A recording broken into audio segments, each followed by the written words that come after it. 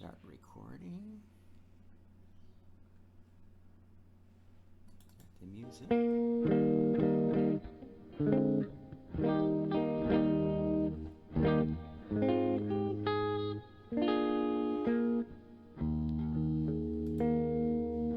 Hi folks, welcome to the Omnist Hour. We've got a special guest here, maybe, for a little while. This is my nephew, Aska.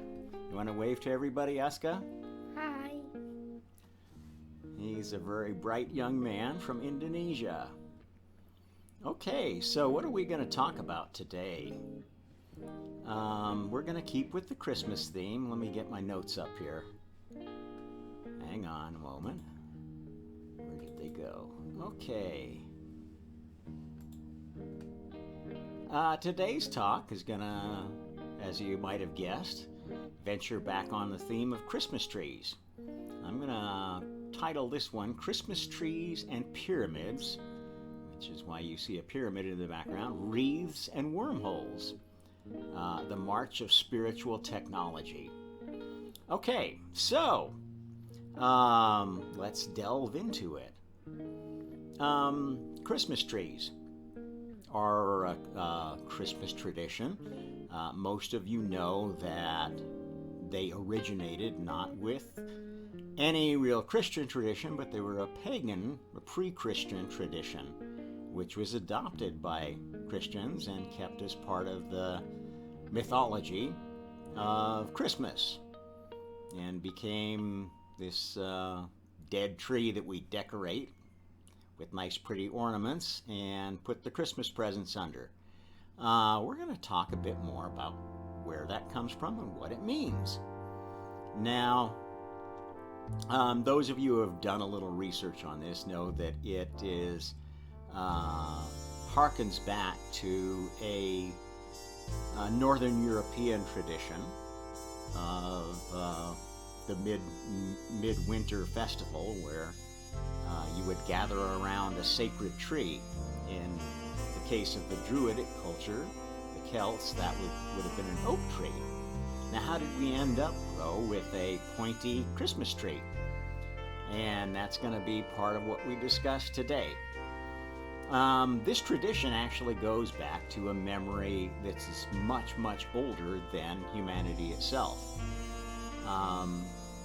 And this might be a bit mind-blowing to you, but one of the previous chosen species of this planet was basically plant-based. There were intelligent plants who were the ones that cooked up spores to send to other planets, hurl at other planets so they could colonize them. And this became one of the early forms of space travel. These plants also cooked up ways to communicate with their colonies, and they communicated with them, as you might guess, with sort of a radio-based communication, radiation-based communication. And anybody who knows anything about that need to have a broadcasting tower. The broadcasting towers of the plant people were the tallest trees, and that's why there are still evidences of very, very tall tree species on this planet. Those trees were their specialized members of their family, and their family included many species. They weren't quite as exclusive as we are as a chosen species. They included but ones that specialized in a lot of different things. The Christmas tradition harkens back to that era where trees could communicate with other trees on other planets. Now, if you know anything about the plant kingdom, you also know that there are other plants that specialized in communication between dimensions, between different universes. And those were the ones that we think of as the psychedelic plants. We're not talking about those today, though. We're talking about physical technology. At any rate, the early humans knew of this technology, and they knew that these trees communed with other planets. In fact, they were sharing information about what was going on elsewhere with the shaman of the tribes who lived in the forests. And this is essentially where the Druids got their power, got their influence, got their ability to predict the future, to help figure out ways for their tribes to survive and thrive. And just as other human tribes focused on communing with the psychedelic plants in South America and other parts of the world. Okay, so this is actually where the Christmas tree tradition came from. Now, what does that have in common with pyramids? Well, this is a pattern that repeats, and a pattern that changes, though, with each repetition. When one technology is disallowed by the laws of physics and chemistry, it leaves room for another technology to take its place. The era of the plants was an era of much broader psychic, spiritual powers. And many of those powers got eliminated as part of the game, part of the evolving game of trying to create the ultimate chosen species for the implementation of karma. Now, later on, the pyramid creators were doing the same thing. They were creating towers to broadcast to other planets that shared the same technology. These towers had even more capability because they could not only send and receive, but they could also, sort of Star Trek fashion, teleport. And this is where wormholes come in, and explains why we put wreaths around our Christmas trees and these little bulbs. This is a memory of a time where we could communicate through a network of creatures, sentient beings that were designed to help us communicate with other places. And a promise of being able to do that again if we could only understand how that technology worked in the latest version of everything. And so that basically explains that part of the Christmas mystique.